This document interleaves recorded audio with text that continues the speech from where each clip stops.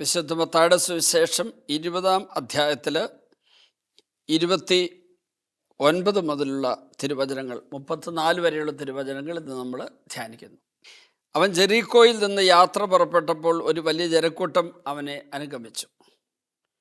യേശു ആ വഴി കടന്നു പോകുന്നുവെന്ന് കേട്ടപ്പോൾ വഴിയരികിലിരുന്ന 2 അന്ധന്മാർ ഉച്ചത്തിൽ നിലവിളിച്ചു, കർത്താവേ, ദാവീദിൻ്റെ പുത്ര, ഞങ്ങളിൽ കനിയണമേ.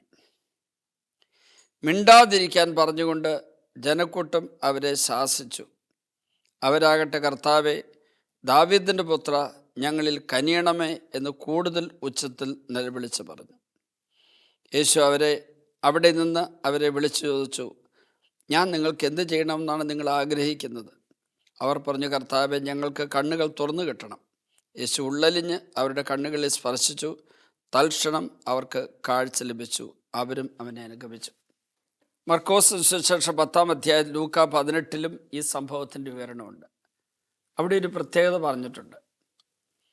യേശു അതിലെ കടന്നു പോകുന്നു എന്ന് കേട്ട ഉടനെ അവർ ഒരു നിലവിളി പ്രാർത്ഥന നടത്തുകയാണ്. ഈ നിലവിളി പ്രാർത്ഥനയുടെ അവസരത്തിൽ ഒരു സംഭവം ഉണ്ടായി. മുന്നേ പോയവർ അവനെ ശാസിച്ചു, എന്നിട്ട് മിണ്ടാതിരിക്കാൻ പറഞ്ഞു. ഈ മുന്നേ പോയവരെന്ന് പറയുന്നത് ഒരു പക്ഷെ നമ്മുടെ നേതൃത്വത്തിലിരിക്കുന്നവരോ ഉന്നത പദവിയിലിരിക്കുന്നവരൊക്കെ ആയിരിക്കാം. അവർ ശാസിച്ചു. പക്ഷേ മനുഷ്യൻ്റെ ശാസനകൾ ദൈവിക കൃപയില്ലാത്ത ശാസനകളാണെങ്കിൽ അതുകൊണ്ട് പ്രയോജനമില്ല. ദൈവികമല്ലാത്ത ശാസനകളെ നമ്മൾ പരിഗണിക്കേണ്ടതില്ല. ശാസനകളും തെറ്റിദ്ധരുത്തലുകളും ചിലർ നമ്മൾ വഴക്ക് പറയുന്നതും അത് ഉള്ളിൽ സ്നേഹത്തോടു കൂടിയാണെങ്കിൽ കുഴപ്പമില്ല. ഞാൻ ഓർക്കുകയാണ്, ഞാൻ ബോംബെ താബോർ ധ്യാന കേന്ദ്രത്തിൽ അടുത്ത കാലത്ത് ഒരു വ്യക്തിയോട് നന്നായിട്ട് അല്പ ദേഷ്യത്തിൽ സംസാരിക്കേണ്ടതായിട്ട് വന്നു. ഞാൻ നന്നായിട്ട് ദേഷ്യപ്പെട്ട് സംസാരിച്ചപ്പോൾ അദ്ദേഹത്തിന് സങ്കടമൊക്കെ വന്നു, അല്പം കണ്ണു നിറഞ്ഞു. പിറ്റേ ദിവസം രാവിലെ എന്നെ കണ്ട ഉടനെ സ്നേഹത്തോടെ എൻ്റെ അടുത്തത് വന്ന് കൈകൂപ്പി എനിക്ക് സ്തുതി ചൊല്ലി. ഞാൻ ചോദിച്ചു, ഇന്നലെ തന്നെ ഞാൻ വഴക്ക് പറഞ്ഞതിൽ നിനക്ക് സങ്കടമുണ്ടെന്ന് ചോദിച്ചു. അപ്പോൾ പറഞ്ഞു, ഇന്നലെ സങ്കടമുണ്ടായിരുന്നു, പക്ഷെ അച്ഛൻ ഹൃദയത്തിൽ സ്നേഹം വെച്ചുകൊണ്ട് എനിക്ക് ശാസന തരുമ്പോൾ ഞാൻ ചെയ്യാൻ പാടില്ലാത്തൊരു വലിയ തെറ്റ് ചെയ്തത്, പാപമല്ല, ഒരു തെറ്റ് മൂലം വലിയ പ്രശ്നങ്ങളുണ്ട്, അതുകൊണ്ടാണ്, പാപകരമായ കാര്യമല്ല.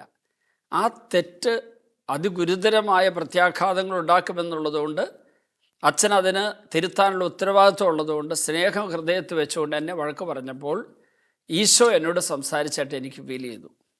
ഈശോയാണ് എന്നെ ശാസിച്ചത്.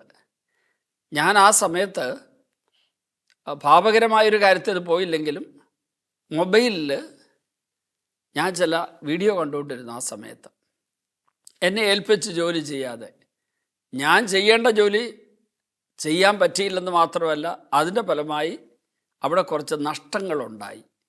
കാരണം ജോലിക്കാരെ തെറ്റായിട്ട് ചെയ്തു വെച്ചു. അപ്പം ഞാൻ ഈ അച്ഛൻ്റെ ശാസ്ത്രം കേട്ടപ്പോൾ തന്നെ എനിക്കറിയാം ഞാൻ അർഹിക്കുന്നതാണിത്. പക്ഷേ അത് ചെയ്യേണ്ടി വന്നതിലുള്ള ദുഃഖം കൊണ്ടാണ് എൻ്റെ കണ്ണ് നിറഞ്ഞ് ഞാൻ കരഞ്ഞത്.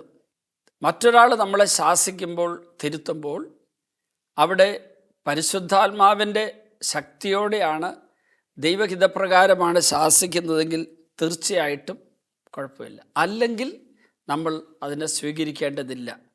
ഈ മുന്നേ പോയവർ മിണ്ടാതിരിക്കാൻ അവനോട് കൽപ്പിക്കുന്നു, പക്ഷേ അവൻ കൂടുതൽ ഉച്ചത്തിൽ നിലവിളിക്കുന്നു, അന്ധൻ. അപ്പോഴാണ് ഈശോ നിന്നത്. അതിനു മുമ്പ് അവൻ ആദ്യം പ്രാർത്ഥിച്ച അവസരത്തിൽ, കർത്താവേ, ദാവീദിന്റെ പുത്ര, ഞങ്ങൾ കനിയണമെന്ന് പറഞ്ഞ അവസരത്തിൽ ഈശോ പ്രതികരിച്ചില്ല. പക്ഷെ അവൻ്റെ വിശ്വാസത്തിൻ്റെ ആഴവും വലുപ്പവും അവൻ വെളിവാക്കാൻ വേണ്ടി ഈശോ അല്പം അത് വെയിറ്റ് ചെയ്തു, അങ്ങനെ പ്രൊസീഡ് ചെയ്തു. അങ്ങനെ ഇരിക്കുമ്പോൾ അവൻ വീണ്ടും കൂടുതൽ ഉച്ചത്തിൽ നിലവിളിച്ച് പറഞ്ഞു. അപ്പോൾ ഈശോ പറഞ്ഞു, എന്താ വേണ്ടത്? അപ്പോൾ ഒരു സൗഖ്യം കിട്ടണം. ഉടനടി ഈശോ അവനെ സുഖപ്പെടുത്തുകയും ചെയ്തു. ചില സമയത്ത് നമ്മുടെ പ്രാർത്ഥനയ്ക്ക് പെട്ടെന്ന് ഉത്തരം കിട്ടില്ല. ചില സമയത്ത് നമ്മുടെ പ്രിയപ്പെട്ടവരോ ഉയർന്ന പദവിയിലുള്ളവരോ ആത്മീയ പിതാക്കന്മാർ തന്നെ ആയിരിക്കും ചിലപ്പോൾ തടസ്സങ്ങളുണ്ടാക്കിയെന്നും വരാം. അങ്ങനെയുള്ള തടസ്സങ്ങൾ കാണുമ്പോൾ ഇതിനൊക്കെ അതിജീവിക്കാനായിട്ട് കെൽപ്പ് ഈശോ നമുക്ക് തരേണ്ടതിനായിട്ട് എല്ലാ ശക്തിയുടെ ഉറവിടമായ കർത്താവിലേക്ക് നമ്മൾ ആ സമയത്ത് തിരിയണം. അങ്ങനെ തിരിയുമ്പോഴാണ് കൂടുതൽ വെളിച്ചം നമുക്ക് കിട്ടുന്നത്. ഒരു വൈദികൻ, അദ്ദേഹം എന്നെ കാണാൻ വേണ്ടി അമേരിക്കയിൽ ഞാൻ അടുത്ത കാലത്ത് ധ്യാനിപ്പിക്കാനായിട്ട് പോയ അവസരത്തിൽ അവിടെ നിന്ന് ഞാൻ ഗാഡുലുപ്പ എന്ന് പറയുന്ന മെക്സിക്കോയിൽ ഒരു തീർത്ഥാടനത്തിന് പോയിരുന്നു 3 ദിവസത്തേക്ക്. അപ്പോൾ ആ തീർത്ഥാടനത്തിന് ശേഷം ഒരു വൈദികൻ എന്നെ അമേരിക്ക തിരിച്ചു വന്നപ്പോൾ കണ്ടുമുട്ടി.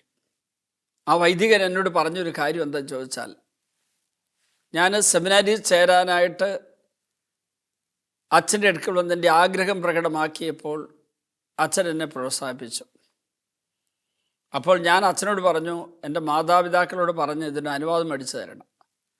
അങ്ങനെ അച്ഛൻ മാതാപിതാക്കൾ പറഞ്ഞപ്പോൾ അപ്പൻ അച്ഛൻ്റെ അടുക്കൽ വന്നിട്ട് അച്ഛനെ കുറേ വഴക്ക് പറഞ്ഞു.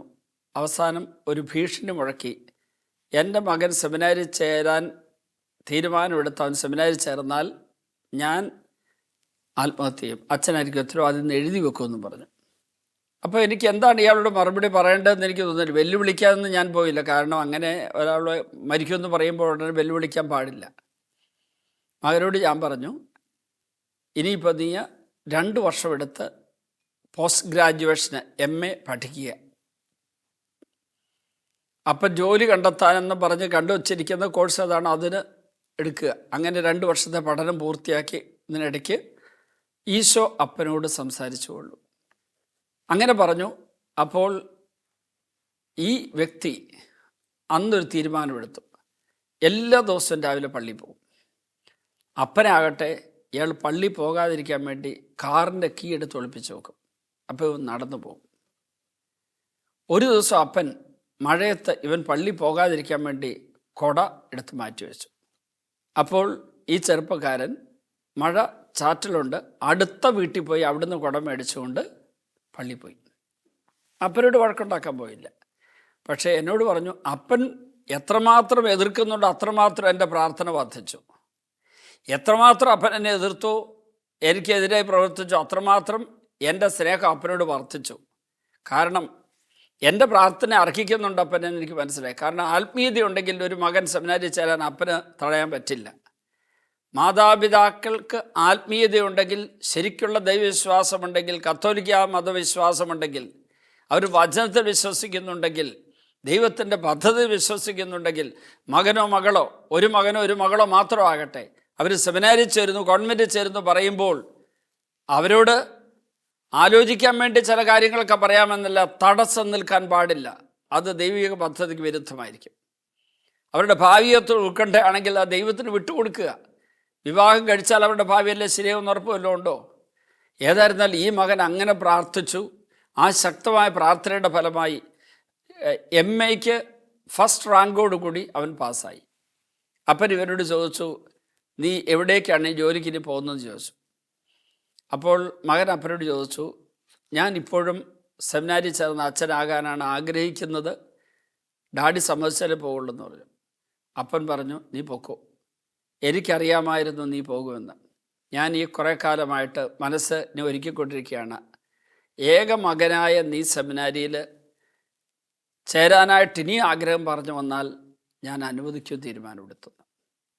ഈ അന്ധയാചകരെ പോലെ തന്നെ ഈ ചെറുപ്പക്കാരൻ തീക്ഷ്ണതയോടെ പ്രാർത്ഥിച്ച് അപ്പൻ്റെ അനുവാദവും ആശീർവാദവും കിട്ടി സെമിനാരിൽ ചേർന്നു. വൈദികനായി, മിടുമിടുക്കനായിട്ടുള്ള വൈദികനായിട്ട് തീർന്നു. അദ്ദേഹം അമേരിക്ക വെച്ചെന്നെ കണ്ടപ്പോൾ എന്നോട് പറഞ്ഞു, എനിക്കിപ്പോൾ എൻ്റെ പൗരോഹിത്യത്തിൻ്റെ എല്ലാ അനുഗ്രഹങ്ങളും കിട്ടിയെന്ന് മാത്രമല്ല, എനിക്ക് പെട്ടെന്നൊരു തോന്നൽ കേരളത്തിലേക്കൊന്ന് പോകണമെന്ന്.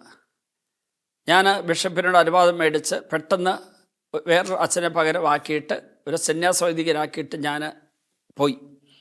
ഞാൻ വീട്ടിൽ ചെന്നു. അന്ന് വൈകുന്നേരം അപ്പനും ഞാനും അമ്മയും കൂടെ ഒരുമിച്ചിരുന്ന് അപ്പന് ഏറ്റവും ഇഷ്ടപ്പെട്ടത് ചക്കപ്പുഴുക്കും ചിക്കൻ കറിയാണ്. അതുണ്ടാക്കി ഞങ്ങളെല്ലാവരും കൂടെ കഴിച്ചു. അത് കഴിഞ്ഞ് പുലർച്ചെ ഒരു 2 മണി ആയപ്പോഴേക്കും അമ്മ വന്ന് വിളിച്ചിട്ട് പറഞ്ഞു, അപ്പച്ചന് നെഞ്ചിന് വേദനയാണ്, ആശുപത്രിയിലേക്ക് ഞങ്ങൾ ഞാൻ തന്നെ കാർ ഓടിച്ചു, ആശുപത്രിയിലേക്ക് കൊണ്ടുപോയി. പോകുന്ന വഴിക്ക് അപ്പന് വേദന കൂടി. ആശുപത്രിയിൽ ചെന്നുകൊണ്ട് ഞാൻ ആദ്യം തന്നെ ഡോക്ടർമാരുടെ ചെക്കപ്പിൻ്റെ സമയത്ത് മുഴുവൻ പ്രാർത്ഥിച്ചുകൊണ്ടിരുന്നു. അപ്പോൾ ഹാർട്ട് അറ്റാക്ക് ഓൾറെഡി സംഭവിച്ചു കഴിഞ്ഞു എന്ന് പറഞ്ഞു. ആൻജിയോപ്ലാസ്റ്റ് ചെയ്യണം. അതിനു മുമ്പ് അപ്പനോട് ഞാൻ ചോദിച്ചു, അന്ത്യകുദാശ വേണമെന്ന് ചോദിച്ചു. വേണമെന്ന് പറഞ്ഞു. അന്ത്യകുദാശ സ്വീകരിച്ചു. രോഗീലേപനം, അത് സൗഖ്യത്തിനായിട്ടുള്ള ശുശ്രൂഷയാണ്. അത് കഴിഞ്ഞ് ആൻജിയോപ്ലാസ്റ്റിയൊക്കെ കഴിഞ്ഞ് അപ്പച്ചൻ സമാധാനമായിട്ട് കിടന്നുറങ്ങുകയാണ്. ആൻജിയോപ്ലാസ്റ്റി കഴിഞ്ഞ് ഒരു ദിവസം കഴിഞ്ഞ് 24 മണിക്കൂർ കഴിഞ്ഞതിന് ശേഷം മകനോട് ഭാര്യയോടും പറഞ്ഞു, ഞാൻ ഉറങ്ങാൻ പോവുകയാണ് എന്ന് പറഞ്ഞു. കണ്ണടച്ചു ഉറങ്ങി. പിന്നെ ഒരിക്കലും എഴുന്നേറ്റില്ല. യോഗ്യതയോടെ കുർബാന സ്വീകരിച്ച് അന്ത്യകുദാശ സ്വീകരിച്ച് മകൻ്റെ കയ്യിൽ സ്വീകരിച്ച് അപ്പൻ നല്ല മരണം പ്രാപിച്ചു. മകനാകട്ടെ ഇപ്പോഴും വിശുദ്ധനായ പുരോഹിതനായി ജീവിക്കുന്നു. പ്രിയപ്പെട്ടവരെ, ഈ അന്ധയാചകൻ നമുക്കൊരു മാതൃക തരുന്നു. ലോകം പ്രതിബന്ധങ്ങളുണ്ടാക്കാം, പ്രതിസന്ധികളുണ്ടാക്കാം, പ്രശ്നങ്ങളുണ്ടാക്കാം, തടസ്സങ്ങൾ വരുത്താം. പക്ഷേ നമ്മൾ കൂടുതൽ തീക്ഷ്ണതയോടെ പ്രാർത്ഥിക്കുക. അപ്പോൾ ദൈവം ഇടപെട്ടുകൊള്ളു. കർത്താവേ, ഈ അന്ധയാചകരെ പോലെ അങ്ങേ നിലവിളിച്ചപേക്ഷിച്ച് പ്രാർത്ഥിച്ച് അനുഗ്രഹം പ്രാപിക്കാൻ, തടസ്സങ്ങൾ വരുമ്പോൾ അതിനെ അതിജീവിക്കാൻ കൃപയും അനുഗ്രഹവും ഞങ്ങൾക്കെല്ലാവർക്കും നൽകണമേ. പിതാവിൻ്റെയും പുത്രൻ്റെയും പരിശുദ്ധാത്മാവിൻ്റെയും നാമത്തിൽ ആമേൻ.